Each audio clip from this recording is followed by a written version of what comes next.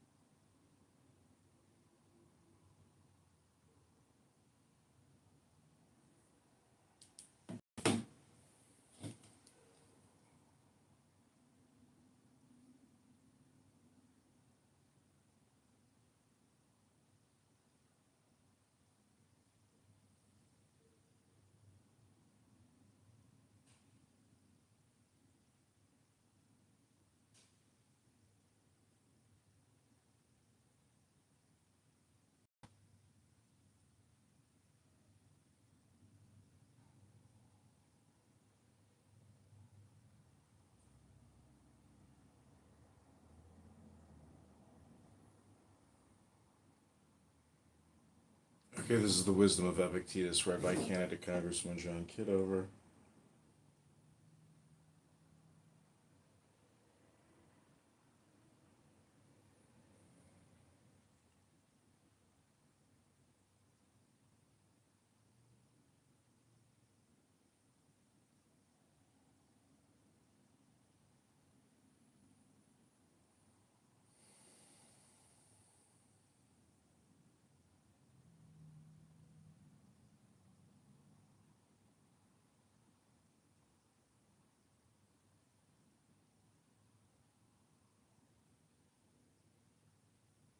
Okay, this is Philosophy and Wisdom of Epictetus, read by candidate John. Hope you enjoy.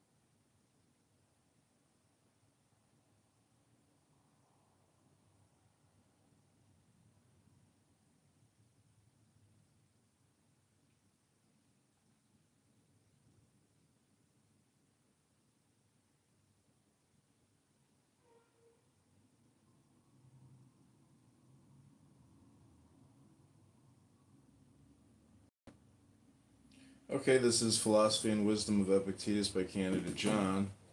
Hope you enjoy this morning's book club.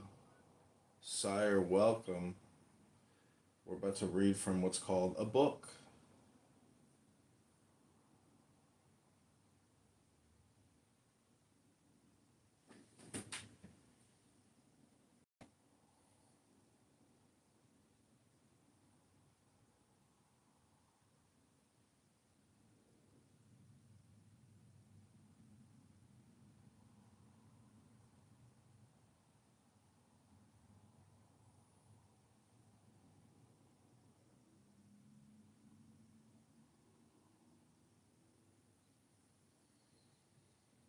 Okay, this is Wisdom, Philosophy, Meditation of Epictetus. Read by Candidate John. Hope you enjoy.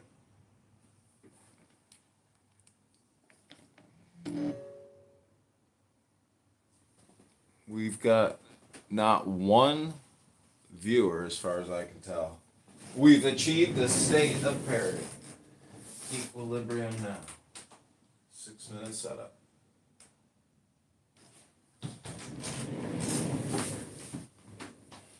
We're going to try to go to a different room, see if we can read something.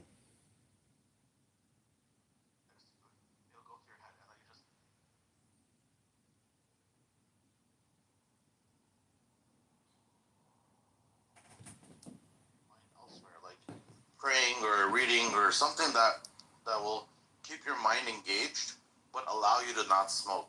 Like you just make that switch and then you can just fast for like a day or 2 days, just like fruit and water or milk and water or milk and fruits, and you should be fine.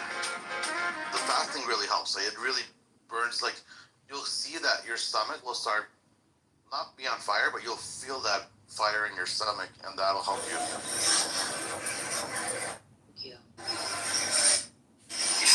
Hands occupied. Something, it don't matter. Charlie, I don't know if you can see us now, but if heaven has a... Because part of your smoking Under is this discharge petition, we only using need that 2 hands of all them. the time. So if you For keep your them own pleasure. occupied, And that helps he's you a lot. sensitive. That's true.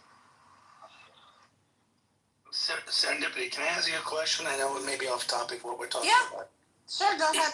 Have you ever heard of a non-stimulant called Intuniv or guanfacine, it's also known as? I have not. Okay, it's, with kids with ADHD, there's stimulants, the Adderall and the, now what's the other one? The Adderall and the Ritalin family, right? Right. And then you have the non-stimulant class, which is like the Strattera and the other things in Intuniv, guanfacine, which the way those things work apparently is you have to take that every day. You can't miss a day. Whereas with the stimulant, apparently you can miss a day or whatever. But and it builds up in your system, and then eventually it works towards you. I just want to see what your thoughts are. They're not the same as the stimulants, but apparently they have the same desired effect. I don't know if you can look them up, but like ADHD non-stimulants, you'll see like Intuniv is one, Strattera. I'm just curious your thoughts because you have a pretty good perspective. You got me to get her off the main stimulant, the Ritalin family. But Yeah. Well, I will. I'll actually look into them, Naveen, and I'll get back to you.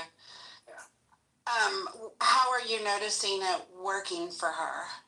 Well, I mean, so Intuniv is more something for pulse. Right. And so, she used to have this thing where she would constantly put her shirt in her mouth, and she's 12, it's like, you kind of, like, it looks out of place now, when you do that kind of, when she's younger, it's like you can get away with it, she's a kid and all that, but, and so I see her doing it a little less. I see her being a little bit more conscious when she's doing it and able to control impulse to like tap her feet or tap her fingers, or she used to have to bring something with her to squeeze in her hands to let her focus. Now she's not necessarily getting better at focus. When she was on Ritalin, she used to be able to focus in the class, and then we would give her Ritalin and this non-stimulant, but I see the impulse got a lot better. We're still focusing, still trying to get her focus back to where it was when she was on, the Ritalin Right. thing. But,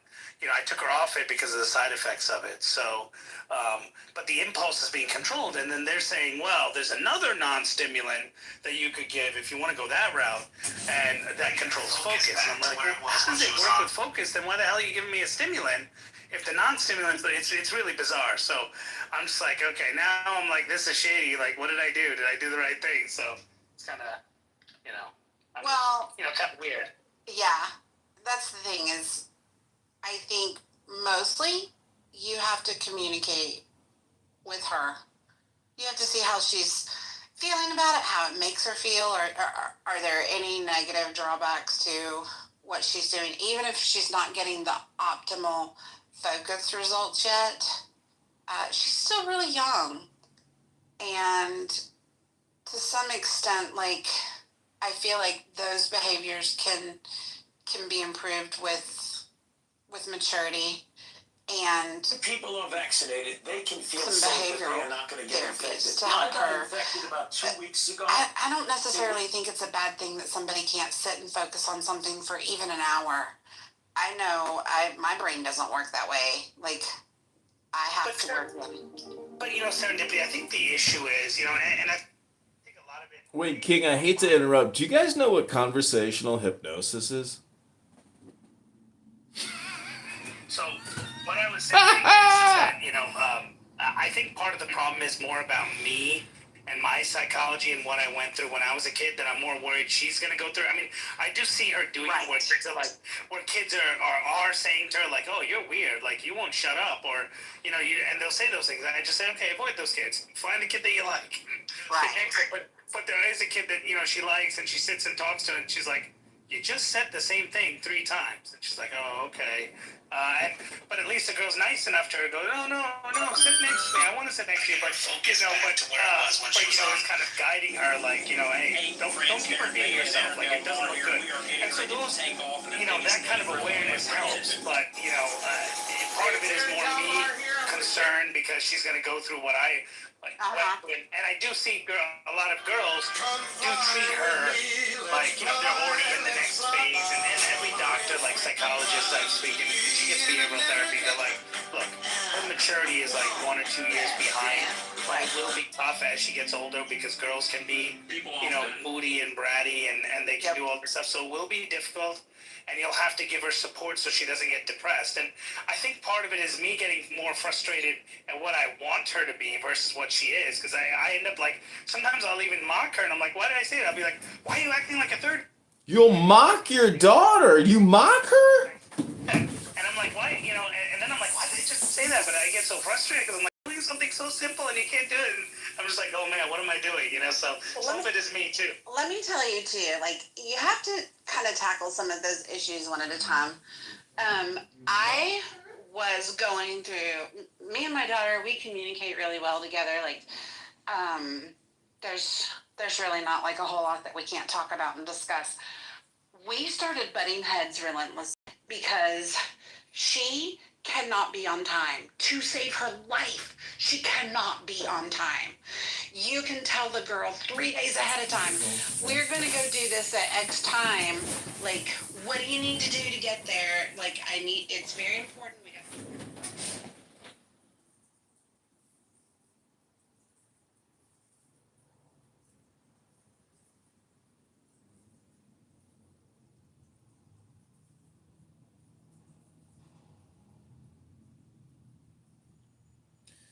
The joke's on you. Oh, just let it go.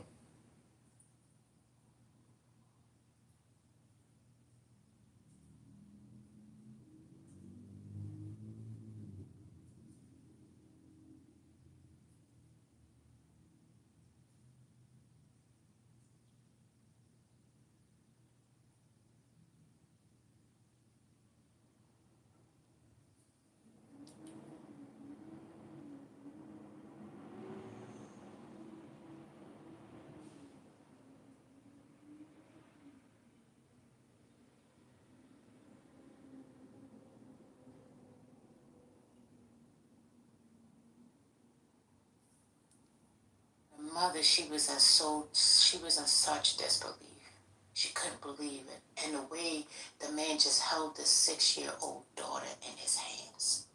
It doesn't break your heart to want.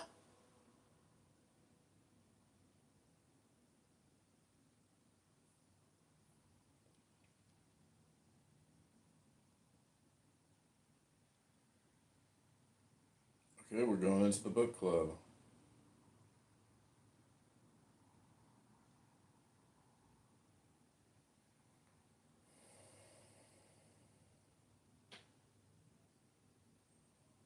Okay, this is Epictetus' Wisdom and Philosophy.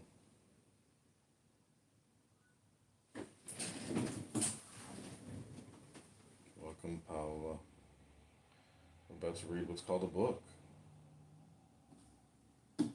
we have done scanning of what's available on Clubhouse, and we have found that it's the same thing.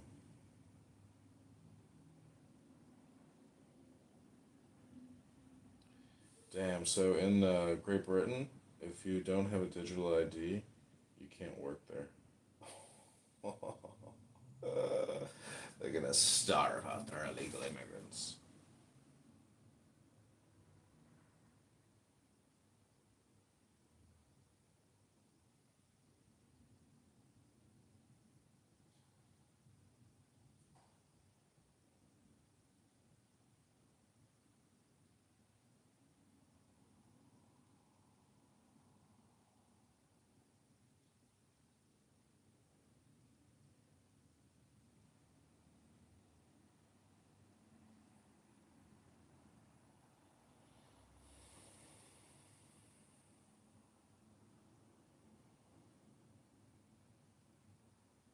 Okay, this is book club. 16-minute setup to get here. We're ready to begin. Okay, without further ado, I give you Epictetus.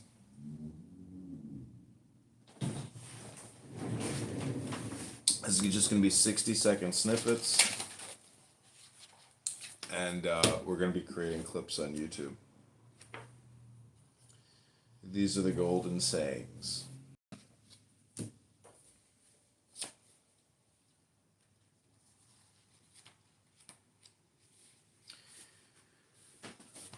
Are these the only works of providence in us?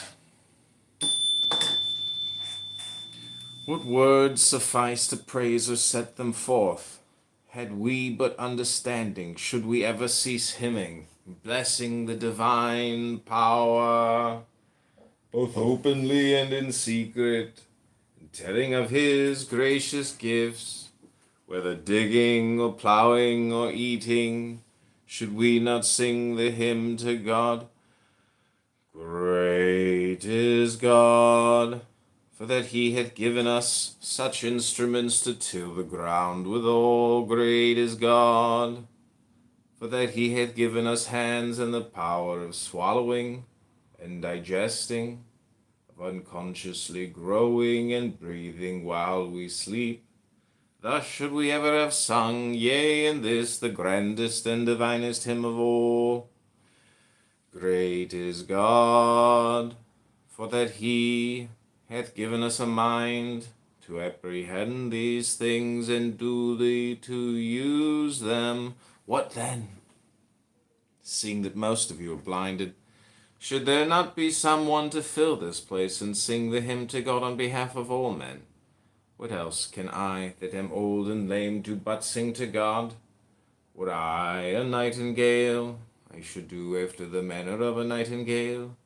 Were I a swan, I should do after the manner of a swan. But now, since I am a reasonable being, I must sing to God. That is my work, I do it. Nor will I desert this my post, as long as it is granted me to hold it, and upon you too I call to join in this self-same hymn. Okay, that's part one of Epictetus. This is your morning intelligence meditation on knowledge, philosophy, and wisdom with Candidate John, reading to you from what's called a book. People don't know what books are anymore. They just do conversational hypnosis with each other. They just talk all the time about nothing. No real intelligence. Here we go. Part two.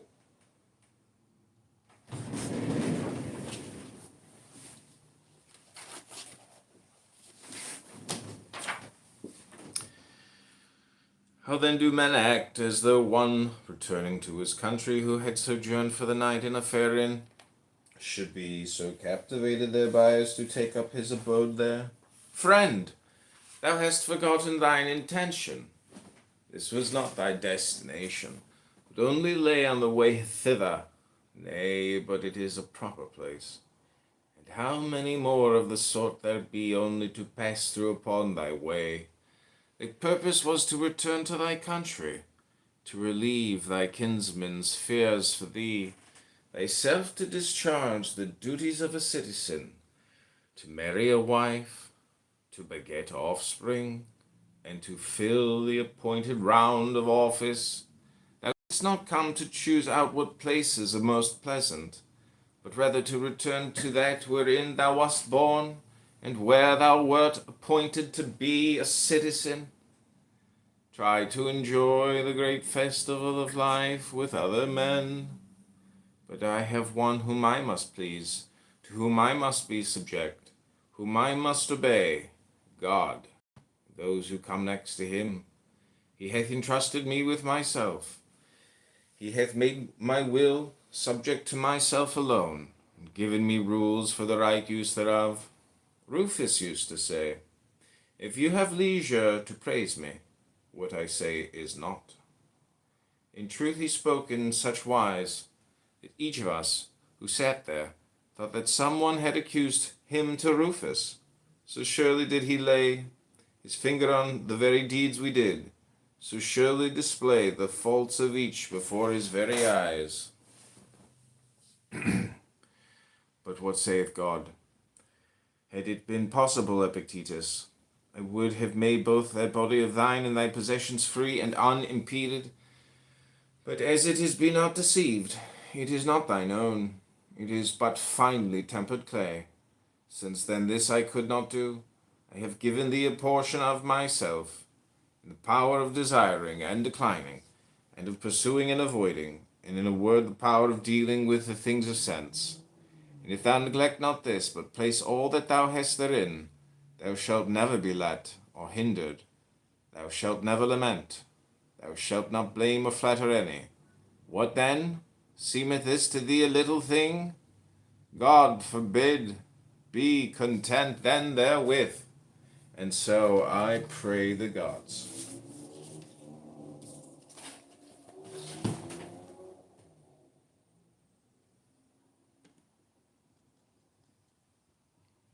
That is part 2 of Epictetus.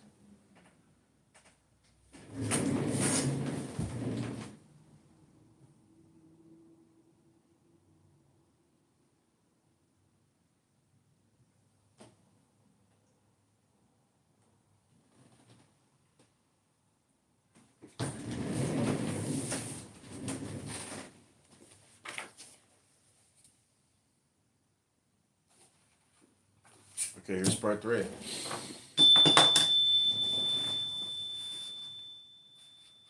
What saith Antisthenes? Hast thou never heard?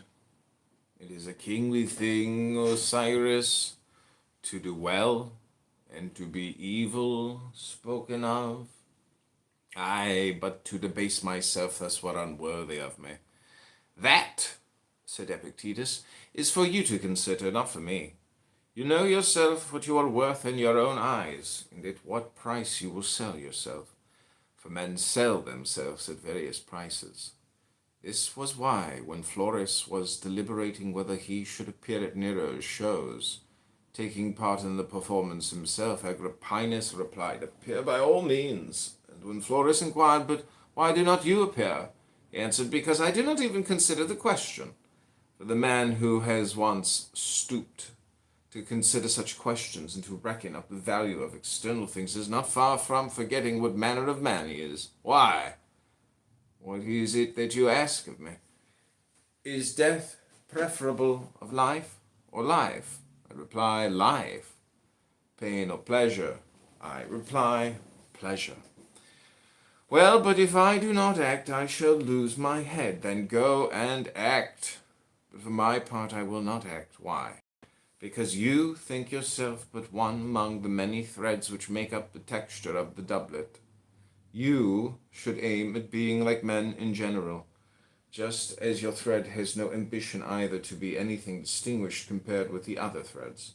But I desire to be the purple, that small and shining part which makes the rest seem fair and beautiful. Why then do you bid me become even as the multitude? Then were I no longer the purple.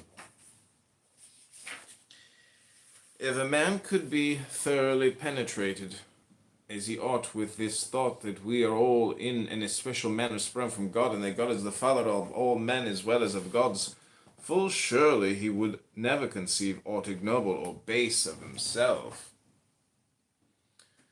Okay, this is part 3 of Epictetus, founder of the Stoic school of philosophy. Hope you're enjoying this morning meditation with candidate John Kitover. Go to johnforcongress.com.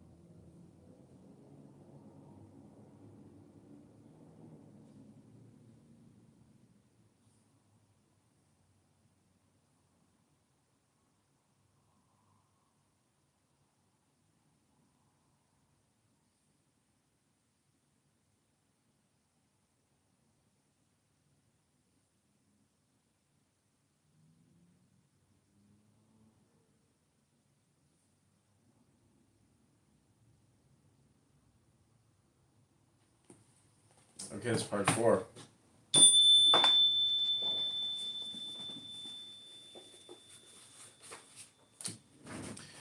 Whereas if Caesar were to adopt you, your haughty looks would be intolerable. Will you not be elated at knowing that you are the Son of God? Now, however, it is not so with us. But seeing that in our birth these two things are commingled, the body which we share with the animals, and the reason and thought which we share with the gods, many decline towards this unhappy kinship with the dead, few rise to the blessed kinship with the divine, since then every one must deal with each thing according to the view which he forms about it.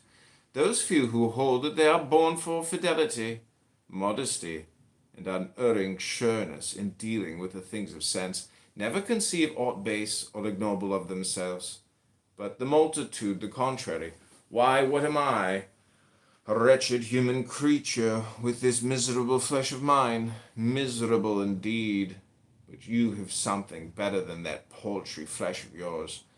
Why then cling to the one, and neglect the other?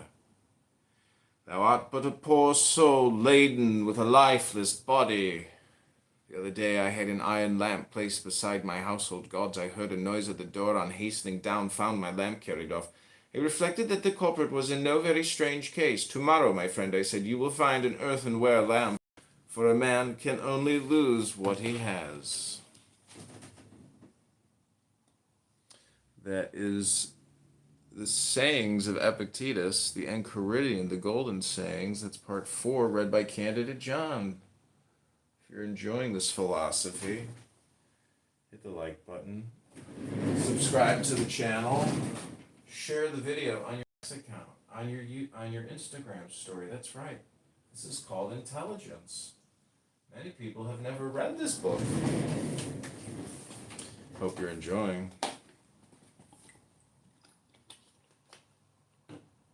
All right, part 4 or 5. We're going to try to get to 10 parts.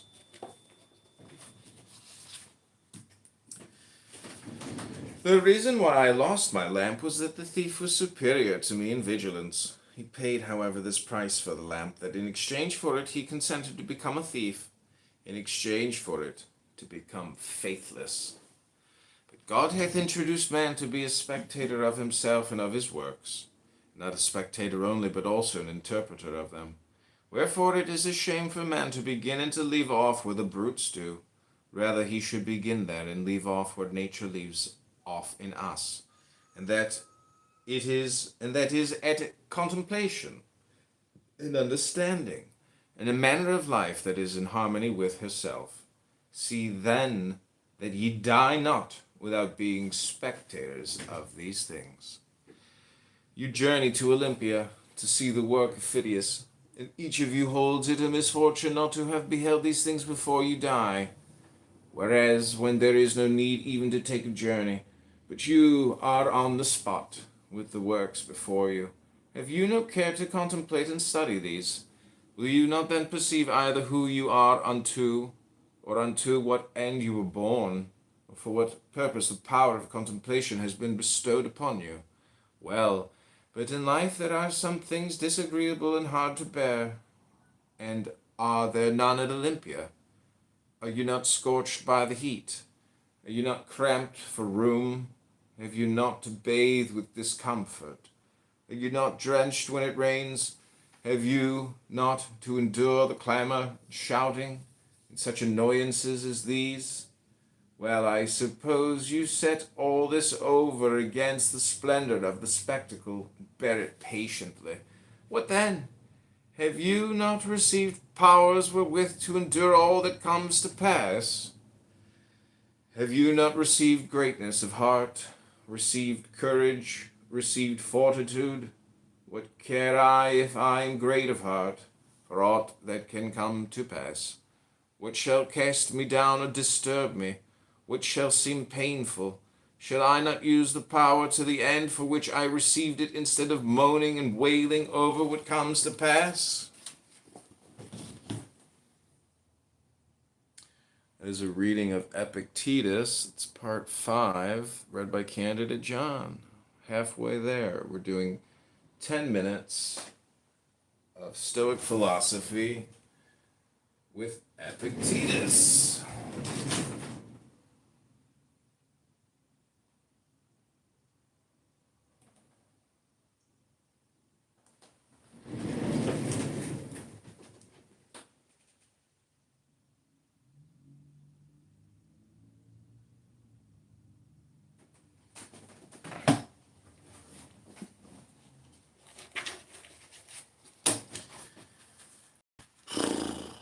If what philosophers say of the kinship of God and man be true, what remains for men to do but as Socrates did?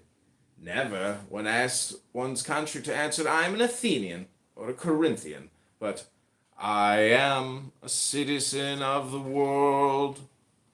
He that hath grasped the administration of the world, who hath learned that this unity which consists of God and men is the foremost and mightiest and most comprehensive of all, that from God have descended the germs of life, not to my father only and father's father, but to all things that are born and grow upon the earth, and in an especial manner to those endowed with reason, for those only are by their nature fitted to hold communion with God, being by means of reason conjoined with him.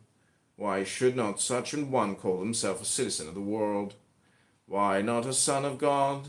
Why should he fear aught that comes to pass among men? Shall kinship with Caesar, or any other of the great at Rome, be enough to hedge men around with safety and consideration, without a thought of apprehension? While to have God for our Maker, and Father, and kinsman, shall not this set us free from sorrows and fears?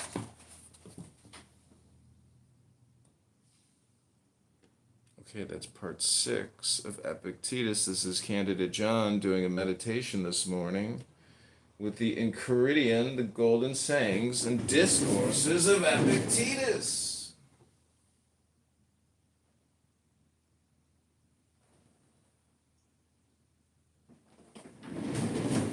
Okay, this is part 7.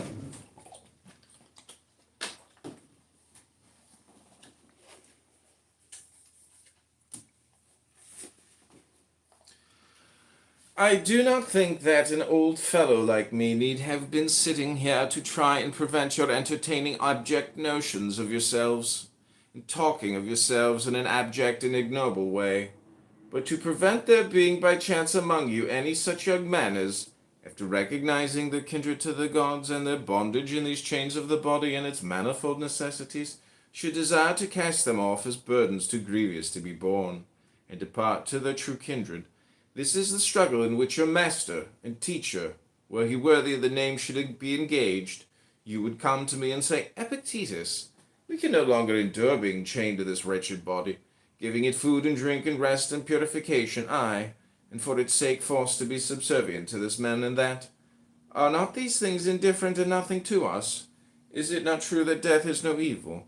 Are we not in a manner kinsmen of the gods, and have we not come from them? Let us depart thither whence we came. Let us be freed from these chains that confine and press us down. Here are thieves and robbers and tribunals, and they that are called tyrants, who deem that they have after a fashion power over us, because of the miserable body and what appertains to it. Let us show them that they have power over none.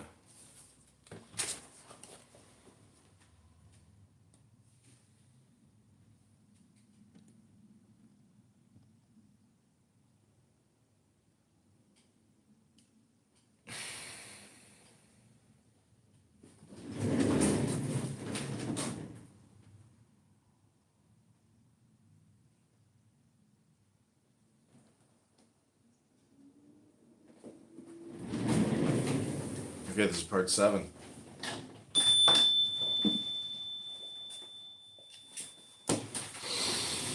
And to this I reply, friends, wait for God. When he gives the signal and releases you from this service, then depart to him. But for the present, endure to dwell in the place wherein he hath assigned you your post. Short indeed is the time of your habitation therein, and easy to those that are thus minded. What tyrant, what robber, what tribunals have any terrors for those who thus esteem the body and all that belong to it as of no account? Stay. Depart not rash hence. Something like that. Something like that is what should pass between a teacher and ingenious youths. As it is, what does pass? The teacher is a lifeless body, and you are lifeless bodies yourselves. When you have had enough to eat today, you sit down and weep about tomorrow's food. Slave! If you have it, well and good. If not, you will depart. The door is open. Why lament? What further room is there for tears? What further occasion for flattery? Why should one envy another? Why should you stand in awe of them that have much or are placed in power, especially if they be also strong and powerful to us? What they can do, we will not regard. What does concern us that they cannot do? Who then shall still rule one that is thus minded?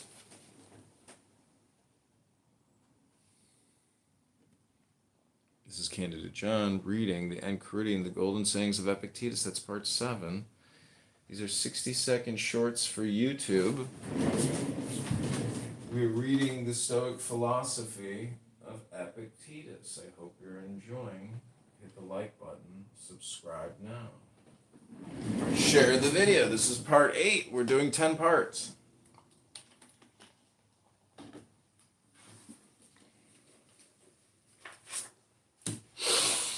Seeing this then, and noting well the faculties which you have, you should say, Send now, O God, any trial that thou wilt. Lo, I have means and powers given me by thee, to acquit myself with honor through whatever comes to pass. No, but there you sit, trembling for fear certain things should come to pass, and moaning and groaning and lamenting over what does come to pass. And then you upbraid the gods. Such meanness of spirit can have but one result, impiety. Yet God has not only given us these faculties by means of which we may bear everything that comes to pass without being crushed or depressed thereby, but like a good king and father, he has given us this without let or hindrance, placed wholly at our own disposition, reserving to himself any power of impediment or restraint. Though possessing all these things free and all your own, you do not use them. You do not perceive what it is you have received, nor whence it comes, but sit moaning, groaning, some of you blind to the giver, making no acknowledgment to your benefactor, others basely giving themselves to complaints and accusations against God. Yet what faculties and powers you possess for attaining courage and greatness of heart, I can easily show you. What you have for upbraiding and accusation, it is for you to show me.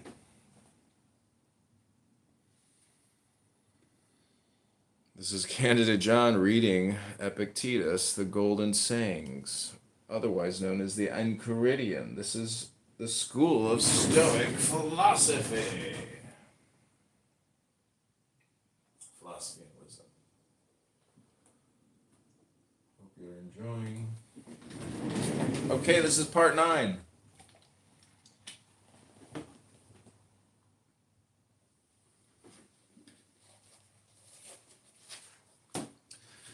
How did Socrates bear himself in this regard? How else then as became one who was fully assured that he was the kinsman of the gods? If God had made that part of his own nature which he severed from himself and gave to us liable to be hindered or constrained either by himself or any other, he would not have been God, nor would he have been taking care of us as he ought. If you choose, you are. If you choose, you need blame no man, accuse no man. All things will be at once according to your mind and according to the mind of God. Petrification is of 2 sorts. There is petrification of the understanding and also of the sense of shame. This happens when a man obstinately refuses to acknowledge plain truths and persists in maintaining what is self-contradictory. Most of us dread mortification of the body and would spare no pains to escape anything of that kind. But of mortification of the soul we are utterly heedless. With regard indeed to the soul, if a man is in such a state as to be incapable of following or understanding anything, I grant you we do think him in a bad way. But mortification of the sense of shame and modesty we go so far as to dub strength of mind. This is the Golden Sayings of Epictetus, read to you by Candidate John. That was part 9. We are just about completed. If you're enjoying this wisdom and philosophy reading room in the book club, hit that like button, share, subscribe, post this live stream to your Instagram, to your X account. Don't be ashamed. I'm reading a book for you, and I hope you're enjoying. Okay, this is part 10. Here we go. If we were as intent upon our own business as the old fellows at Rome are upon what interests them, we too might perhaps accomplish something. I know a man older than I am, now superintendent of the corn market at Rome, and I remember when he passed through this place on his way back from exile, what an account he gave me of his former life, declaring that for the future, once home again, his only care should be to pass his remaining years in quiet and tranquillity. For how few years I have left, he cried, that I said you will not do. But the moment the scent of Rome is in your nostrils, you will forget it all. And if you can but gain admission to court, you will be glad enough to elbow your way in and thank God for it. Epictetus, he replied, if ever you find me setting as much as 1 foot within the court, think what you will of me. Well, as it was, what did he do? Ere he ever entered the city, he was met by a despatch from the emperor. He took it and forgot the whole of his resolutions. From that moment, he has been piling one thing upon another. Should like to be beside him to remind him of what he said when passing this way, and to add how much better a prophet I am than you. What then? Do I say man is not made for an active life? Far from it. But there is a great difference between other men's occupations and ours. A glance at theirs will make it clear to you. All day long they do nothing but calculate, contrive, consult how to wring their profit out of foodstuffs, farm plots, and the like. Whereas I entreat you to learn what the administration of the world is, and what place a being endowed with reason holds therein, to consider what you are yourself, and wherein your good and evil consists.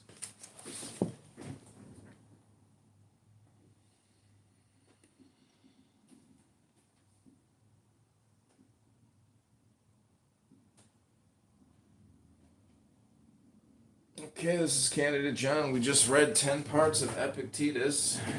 This is Wisdom and Philosophy, the Golden Sayings of Epictetus, and Enchiridion. Hope you've enjoyed it. I'm going to take a reading break. We're going to jump into a clubhouse room and see if it's possible to read 60 Seconds of Tanya or 60 Seconds of Toira. Can't see the rooms anymore.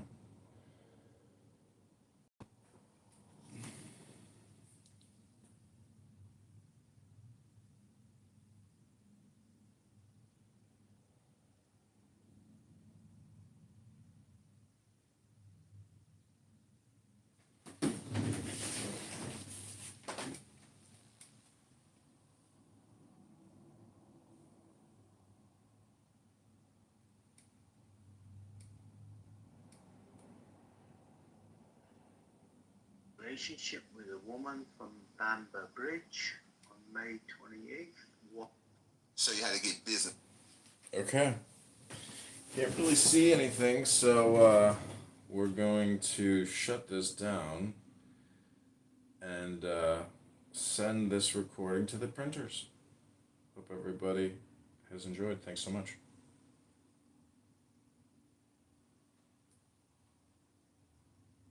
Go to johnforcongress.com.